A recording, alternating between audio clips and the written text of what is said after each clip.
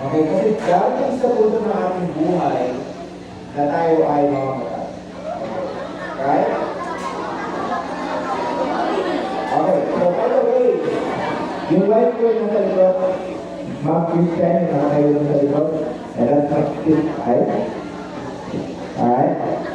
And, okay, so, hilingin ko lang yung kunti ng oras at sana hindi maigit dahil ito yung napaka-importanting bagay na dapat yung matutunan. Okay, ang hawak ko dito ay Biblia. Sino nakakalam ng Biblia? Okay, ang Biblia ay Bible. Tama. Ang Biblia ay Bible. So, ang Biblia ay salita ng Diyos. So, sabihin, ang Diyos nagbigay sa atin ng kanyang salita upang malaman natin kung anong kalooban niya para sa ating buhay. Nabihan? Okay, ngayon. Ituturo ko sa inyo isang malagang bagay na dapat kong matutunan sa inyong buhay habang bata pa lang tayo. Okay? So, ito tanong ko. Sino dito at nakatitiyak na kung sakaling tayo bawian ng buhay? Naman na yan. Nakatitiyak, sino nakatitiyak na tayo dito talaga? 100%. 50-50? 30%. Now, here's the thing. Okay? Ang Biblia, ang Bible ay nagturo na pwede natin malaman na tayo ay pupunta ng langit. Is that good news? Tama? Kasi maraming tao hindi alam. Ayun, hindi alam. Tama? So, ang Biblia ay nagturo na pwede natin malaman. In 1 John chapter 5, verse 13 sabi ng Bible, "These things have I written unto you, that believe on the name of the Son of God, that you may know that you have eternal life, and that you may believe on the name of the Son of God." Sino yung Son of God? Jesus Christ, right? We have one God in three persons, God the Father, the Son, and the Holy Spirit. So Jesus Christ, He is the Son of God, and He is also God. Okay? Now, si Jesus, kaya anak ng Diyos, sabi ng Bible, pwede natin malaman na meron tayong buhay na walang hanggan. Hindi ko gusto magkaroon ng buhay na walang hanggan. Lahat? Iba ayaw? Okay, dahil kasi. Okay. I need 10 volunteers sa mga pogi. Sa mga pogi yan. Okay, 10 volunteers. Magkakakakita. Hello. Ate, sorry. At kaya nyo na natin. Alam mo na natin.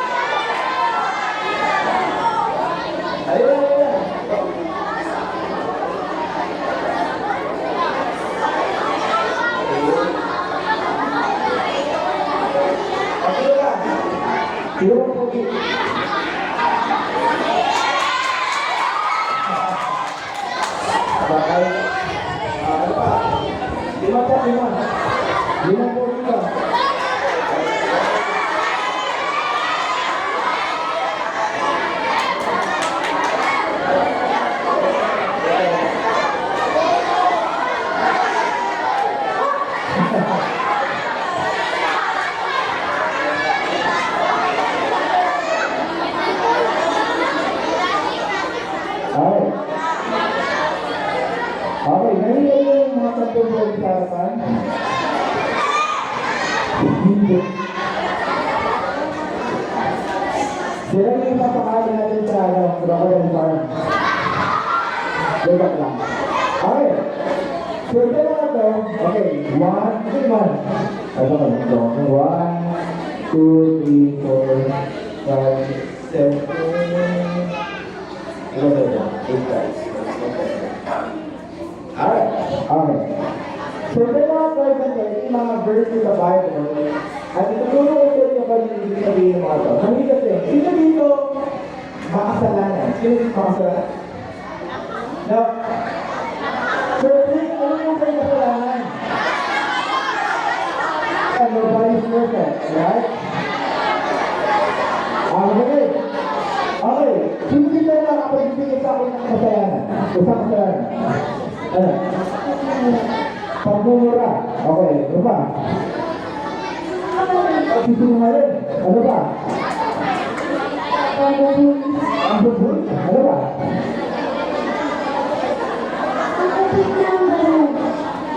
Pagpupit ng barya. Dala lang. Ano ba? Pagsagot-sagot sa mga magulang. Ano ba? Ano ba? Ano ba ito?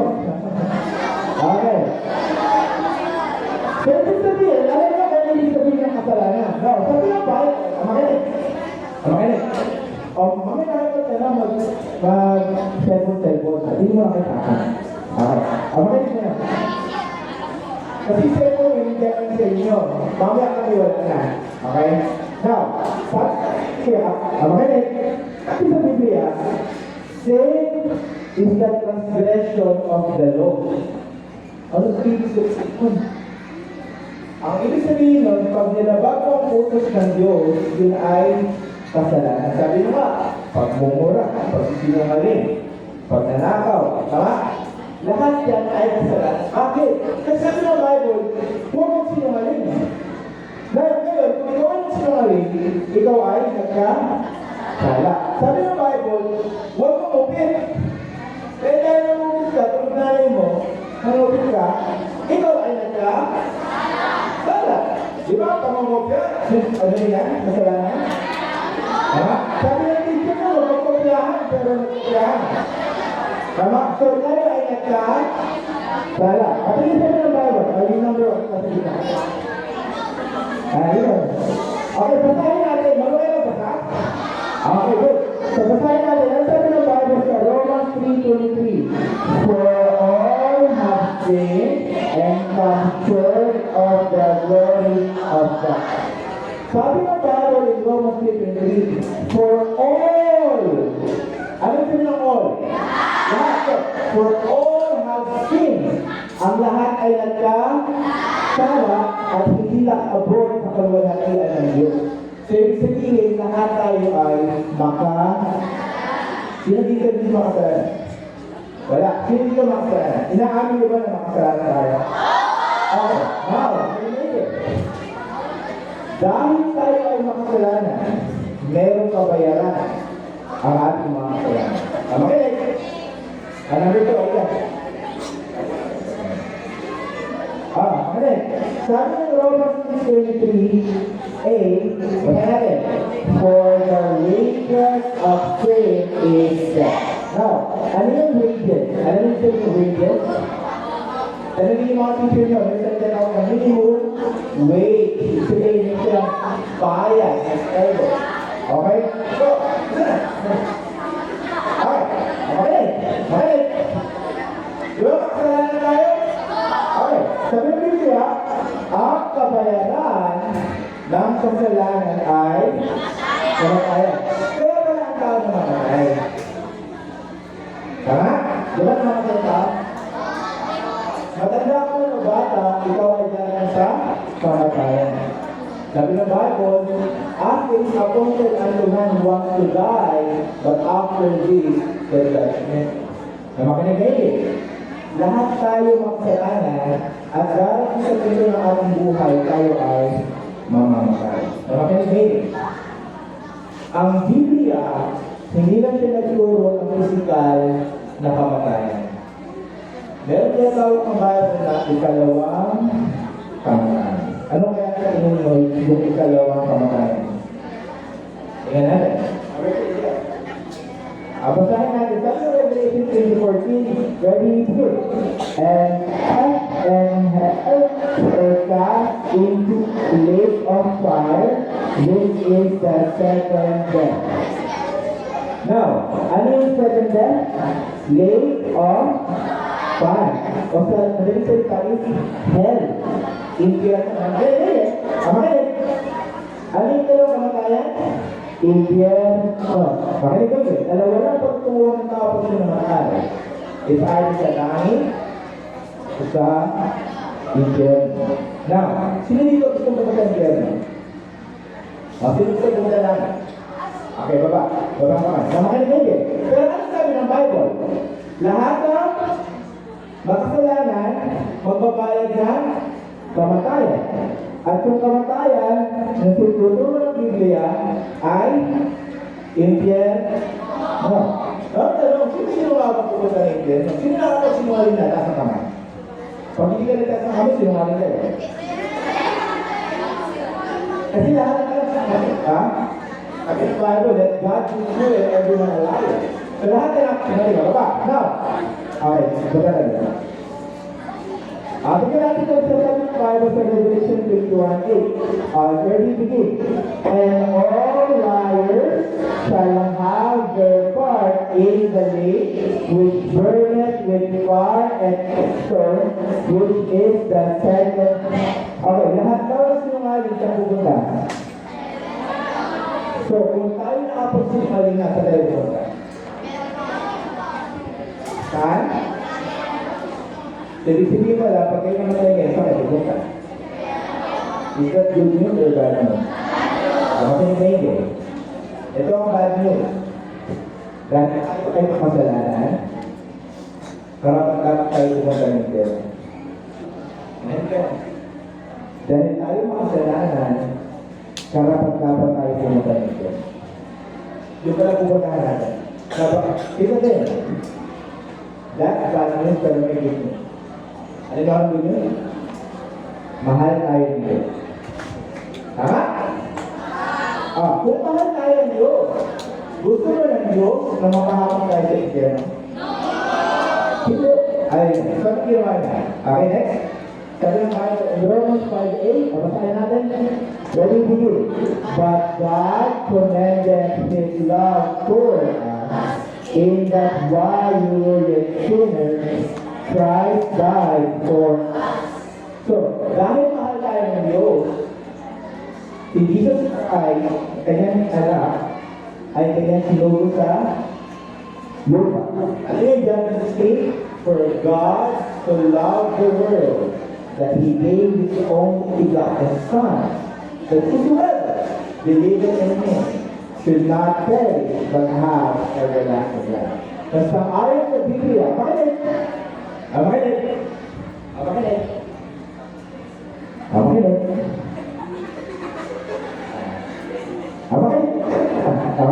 Mamaya tayo magkulitan. Okay? Makinig.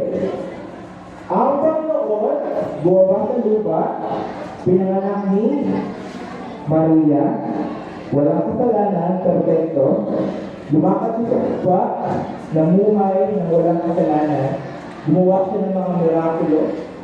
Tama? Ano yung mga mirakulo ginawa ni Isa? Yung bulag, pinakita. Tama? Yung mga pilay, nakapaglakas. Yung mga patay, ginuha. Tama? Sinakalan ng 5 sinakay at 2 isda. Yan. Tapos sinarami niya. Tama? Tapos, sino naglakad sa tubig? Si Jesus naglakad sa tubig. So, maraming mirakulo ginawa ko ng Jesus. Pero ano? Ang tao, ayaw nila ng katotohanan. Kasi si Jesus, nagtuturo siya ng katotohanan. At dahil nagtuturo si Jesus ng katotohanan, alam niyo kung ano ginawa nila? Jesus? Pinako sa krus. Makinig eh. Ang Panginoon Jesus ay pinako sa krus. At sabi ng Biblia, sa kanyang katawan, makinig, lahat ng kasalanan ay kanyang pinako sa kanyang katawan. Sabi sabihin, yung kasalanan mo noon, yung kasalanan mo ngayon, at yung magagawa mo kasalanan, namatay ang Panginoon Jesus para sa iyo. Naliyan? Okay? Now, ang Panginoon pinamatay sa krus, ang kanyang katawan ng Pilipini, sabihin niya sa kanyang kaluluwa. Nabakinig, lahat ng kasalanan na sa kanya. Sana walang kasalanan, inaring may kasalanan, at ang kanyang kaluluwa pumunta sa impyerno. Bakit po? Upang bayaran ang ating mga na ikaw na dapat pupunta doon, ay hindi na dapat pupunta. Ayaw na gusto pumunta ng impyerno. Kailangan pumunta doon para bayaran ang mga kasalanan. Pagkatapos ng 3 araw, ano nangyari? Muli na buwan. Ang tawag po yung baptism. Okay? Libangan din, mabuti makita na siyempre ay naman para makakapagsalan. Ang isang katawan ay nilipin at after 3 weeks muli siyang nabuhay. So siyempre ay namatay, nilipin at muling nabuhay. Maganda ba yan? Good news? Very good. Ang Panginoon Jesus namatay sa lahat ng tao. Pero hindi lahat pupunta sa langit. Bakit po? Kasi meron tayong kinakailangan gawin. Na makinig din, maraming tao ang paniniwala ito. Mabait ako, pupunta ako ng langit. Balikin ganyan. Mabait naman ako eh. Wala naman akong tinatapak ng tao. Pupunta ako ng langit. Nagsisimba naman ako. Pupunta ako ng langit. Binautismuhan naman ako. Pupunta ako ng langit. Nagsisimuhan ako sa aking mga kasalanan. Pupunta ako ng langit. Sinusunod ko ng Biblia. Pupunta ako ng langit. Narinig niyo na yan. Pero hindi ba ang daan mabuto sa langit? Tingnan natin. Meron ka lang sa Acts. In Acts 16, meron na tanong. Pagkakaya natin ha? There we go. Sir, what must I do to be saved? And they said, believe on the Lord Jesus Christ, and thou shalt be saved and thy house. Now, again natin yung verse. Ang sabi, first, what must I do to be saved? Ano ang dapat kong gawin? Ano ang kinakailangan kong gawin para maligtas? Ano yung sagot? And they said, believe. Ano yung believe? Ano? Believe on the Lord Jesus Christ. So, paano maligtas? Magtitiwala kay Lord Jesus Christ. Now, sinabi ko ng Bible para maligtas maging mabait. Sinabi ko ng Bible para maligtas magsimba. No, makinig kayo. Masama bang maging mabait? No. Maganda maging mabait. Masama bang magsimba? Maganda magsimba. Masama bang bukas mo? Maganda bukas mo. Maganda sumunod sa utos ng Diyos. Pero tandaan hindi ang iyong ginagawa ang dahilan kung bakit kayo dito sa langit. Hindi dahil mabait akong tao, kaya ako dito sa langit. Alam mo ang gagawin ko sa langit? Kasi nagtitiwala ako sa Panginoon sa Diyos. Tama? Naintindihan niya? Kung sabi ng Bible, pamamaligtas ka ay sa pamamagitan ng pagtitiwala sa Panginoon. Ano yung sabihin ng pagtitiwala? Kasi ano yung sabihin? Ibig sabihin, ang iyong buong pagtitiwala ay sa Panginoon. Kaya ako po na lang dahil tiwala ako sa Panginoon. Kasi namatay ng ibig at ibig na buhay. Hindi dahil mabuti ang tao. Naintindihan? Kasi ang tao, kung iniwala nila, mabuti akong tao bukan sa langit. So, ano mo ang iniwala? Mabuti akong tao. Kung mabuti akong tao, kaya ako bukan sa langit, ang iniwala. Sasabihin so hindi ako iniwala kay Jesus. So, anong kalikaso? Kung nakala kayo sa sarili. Ulit na ako. Hindi dahil pero hindi ko sinutuwala sa sarili ko na langit. Hindi nyo kaya. Kapag sabi ng Bible, hindi tayo naka-abot. Tama? So, kung para tayo maligtas, para tayo manalangin, is para magtiwala sa noong sa Diyos. Kaya, hindi na kayo pinili. So, anong dapat gawin para maligtas? Magtiwala sa Panginoon ito. Kasi namatay, inilibig, at muli na buhay. Naintindihan? Pupunta ba ako kasi mabuti ako tao? Good. Pupunta ko lang dahil ako nagsisimba. Good. Pupunta ba lang ako lang dahil nalikuran ko ako mga kasalanan? No. Pero, mabuti maging mabait. Hindi kasi sabi mo kayo maging mabait. Maging mabait kayo. Hindi kasi sabi mo kayo magsimba. Magsimba kayo. Hindi kasi sabi huwag kayo sumalikot sa kasalanan. Sumalikot kayo sa kasalanan. Pero, hindi na ang paraan para pumunta. Ang paraan patungo sa langit, isang bagay. Pagtitiwala sa Panginoon. Naintindihan? Naintindihan? Okay, good. Tingnan tayo ng Bible. In Ephesians 2:9, basahin natin. Let's begin. For by grace are you saved through faith, and that not of yourselves, it is the gift of God, not of works, lest any man should boast. Ano sabi ng Bible? For by grace are you saved through? Ano yung faith? Pagtitiwala. At sabi ng Bible, and that not of yourselves. Hindi sa iyong mga sarili. May ako. No. Naintindihan? Sabi ng Bible, not of work. Hindi sa mga gawa. Nagsisimba naman ako. Sabi ng Bible, not of work. Naintindihan? Are you with me pa? Okay. So, anong dahilan kung bakit tayo dito ng langit? Pagtitiwala ay hindi sa pagiging mabuti. Naintindihan? Na walang sa mga magiging mabuti. Pero hindi ang pagiging mabuti, kalikasan. Ang kalikasan ay pagtitiwala kay Jesus. Naintindihan? Sino dito gusto magtiwala kay Jesus? Para pumunta lang. Amen. Okay ba? Okay, how?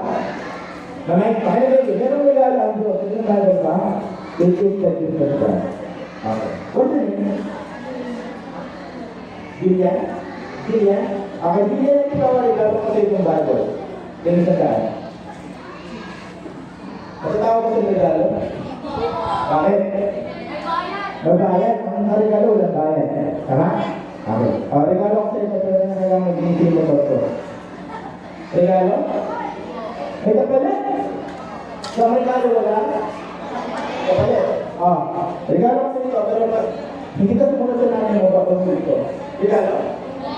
Yes, kasi hindi binabawi ka.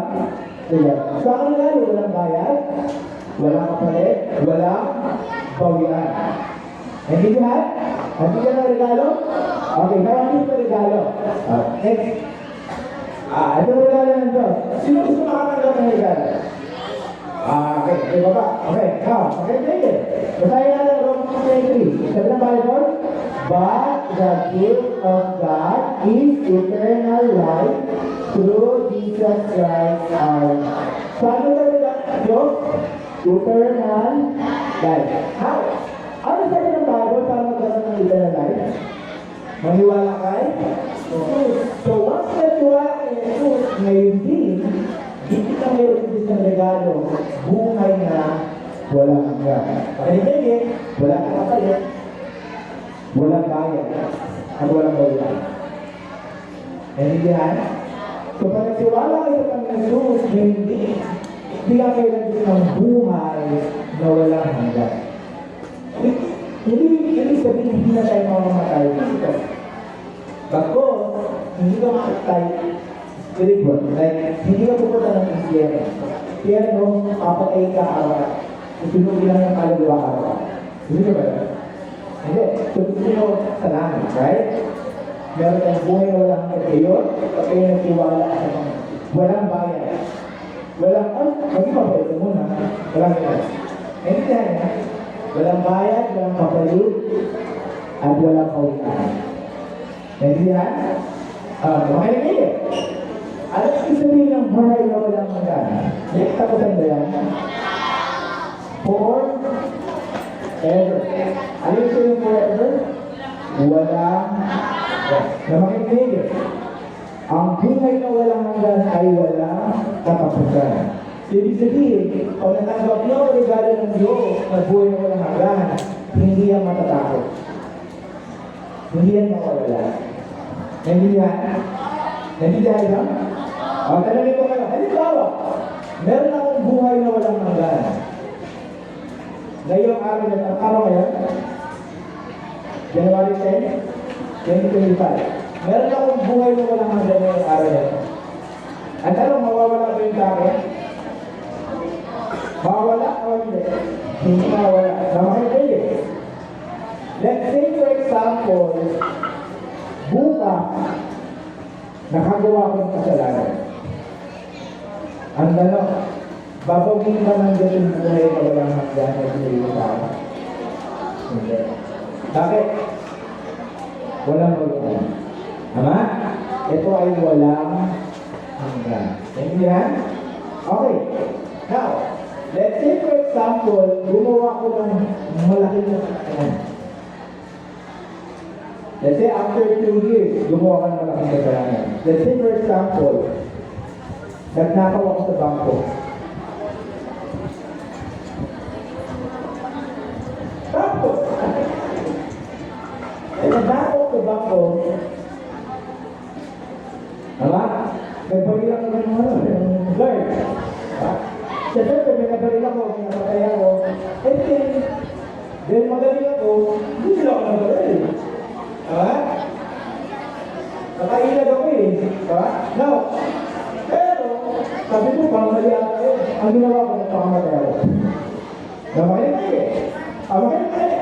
Importante. Anong ginawa ko? Nagnakaw, pumatay, nagpakamatay. Pero diba meron akong buhay na? Nakatanong, pag ginawa ko kayo ng buhay, pupunta ba ako ng langit o impyerno? Impyerno o langit? Uy, kala ko ba walang buhay na?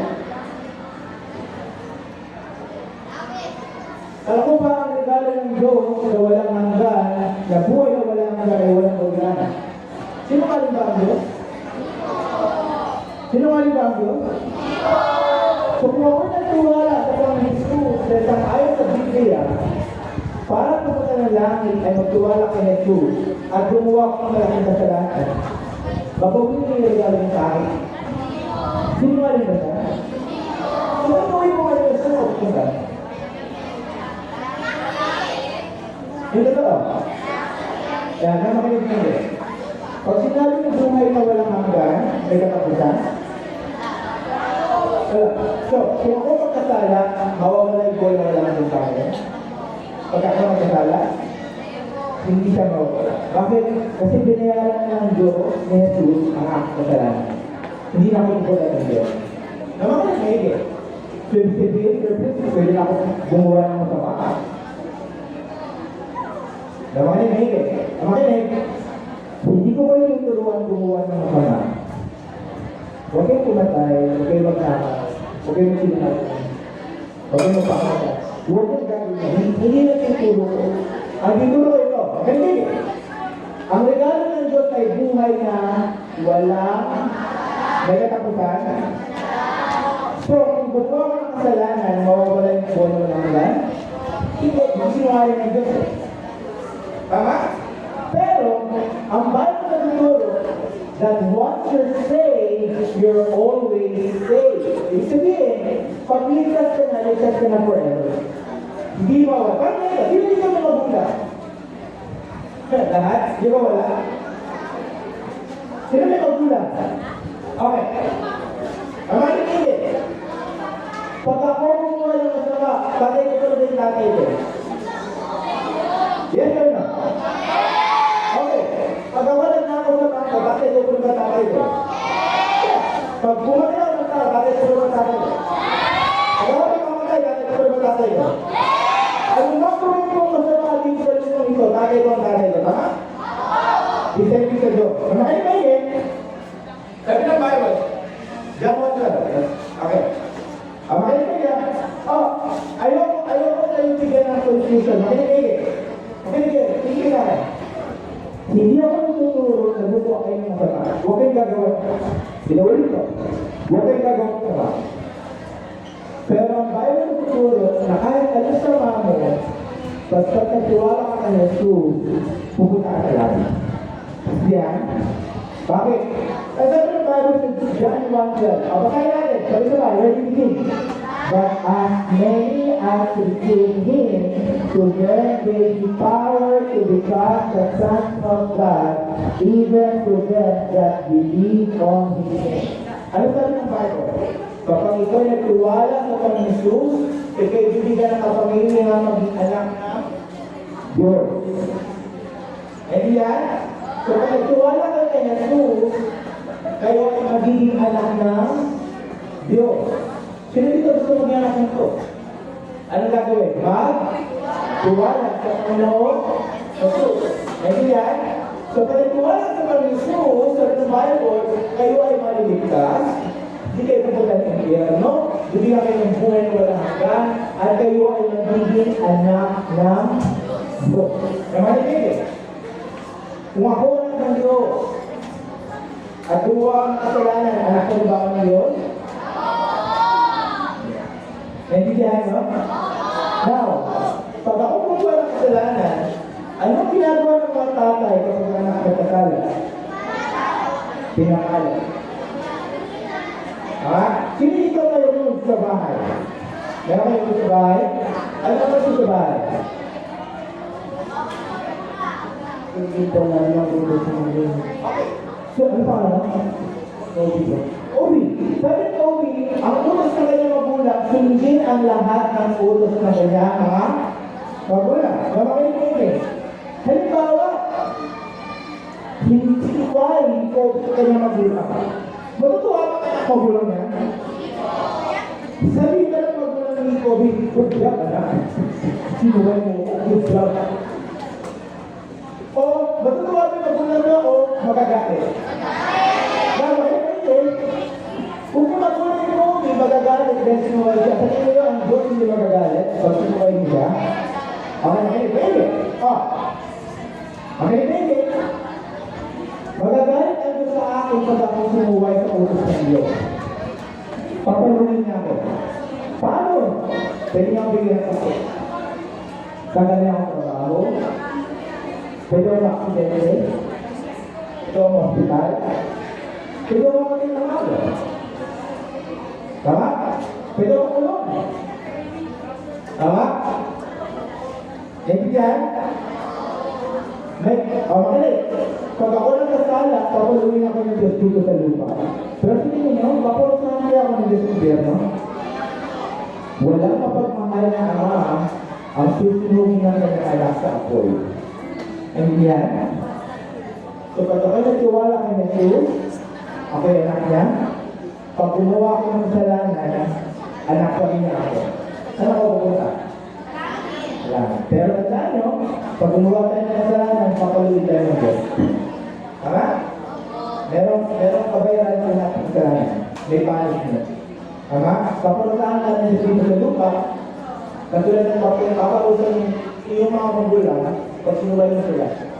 Pag sinuway nyo ang Diyos, papalutaan kayo dito sa lupa. Pero hindi sa impyerno. Next yan. Sino dito nakikita sa lahat ng sabi ko? Sino dito makasalanan? At dahil sa ating kasalanan, saan tayo dapat ka? Pero mahal tayo ng Diyos, tama? Ano ginawa ng Panginoon? Siya ay namatay, niligting at isang bagay ang kailangan gawin para maligtas. Ano yan? Nagtiwala kay Jesus. Pag nagtiwala kay Jesus, ano bibigyan ng Diyos? Ito na lang. Buhay na walang hanggan. Pwede mo wala? Paano ka nagkasala? Mabuhin ka ng Diyos? What saves? Always save. Ligtas ka for pero tandaan, pag nagkasala, ano gawin mo? Papuluin dito sa lupa. Hindi sa internet. Hindi yan. Na sino dito gusto magkaroon ng buhay na walang hanggan? Sino dito ang magtiwala kay Jesus para na? Okay. Good. Now, sa the Bible, ano yung Bible sa Romans 10:13, verse 15. For whosoever shall call upon the name of the Lord shall be saved. Ang sino man tumawag sa pangalan ng Panginoon ay maliligtas. Ang sino man naniwala kasi ay namatay, nilibigyan ng buhay, at kapag nagtiwala ka lamang kay Jesus, ay maliligtas. Sino man naniwala? Tama naman. Okay? Yun na yun. Sino dito naniwala na si Jesus ay namatay para sa mga kasalanan? Pinibig at muli na po. Sino naniwala? Okay. Ano ang mga anong kaligtasan? Maging mabait o magtiwala kay Jesus? Masama ba maging mabait? Hindi. Tama maging mabait, pero ang kaligtasan hindi sa pagiging mabait, ang kaligtasan pagtitiwala kay Jesus. No, ako na magtiwala kay Jesus, maging mabait kayo. Para pagpalain kayo ng Diyos, hindi para kaligtasan. Naintindihan? Sino dito gusto magtiwala kay Jesus para sa kaligtasan? Okay. Pwede tayo tumayo at manalangin. Tayo na lahat manalangin. Pagin natin sa Diyos itong buhay na wala hanggan. Manalangin tayo. Now, kung yung pupunta ng puso dito mga word. Okay? Hindi lang ako, pero kung yung buhay sa mga puso. Kung nagtitiwala ko kay Jesus, maybe sila kayo sa Diyos ng buhay na wala hanggan. Let's pray. Sila na lang ako. Sige sa mga mata, yung mga pangulo. Sabihin niyo, Panginoon, maraming salamat po. Ako po, na ako'y mahal mo. Patawarin po ako sa aking mga kasalanan. Iligtas niyo po ako sa impyerno. Ako'y nagtitiwala lamang sa Panginoon Jesus na siya'y namatay, nilibing, at muling nabuhay para sa aking kaligtasan. Bigyan niyo po ako ng buhay na walang hanggan. Maraming salamat po sa pangalan ng Panginoon Jesus. Amen. Sino dito nagtiwala kay Jesus para sa kaligtasan? Kasama. Alright. So, kung tatanungin niyo ulit kayo, kung sakaling pagkakamili ng Diyos ang buhay niyo, pupunta ba kayo ng langit o impyerno? Langit. Impyerno. Langit. Bakit kayo pupunta ng langit? Dahil mabait tayo? What? Dahil na? Nagtiwala sa Panginoon. At dahil nagtiwala ko sa Panginoon, hindi ka kayo isang regalo. Anong regalo? Buhay lang. Buhay lang. Hanggang. Ang tanong, babawiin ba sa isang Diyos yung buhay ng hanggang? Paano ka nagkasal na babawiin ko naman ito? Nandaan, once saved, always saved. Alright? Good news? Panginoon. Good news? Okay. Can you say, I believe? I believe. Ano pa? What is it? I believe. Alright, so thank you so much sa inyong participation. And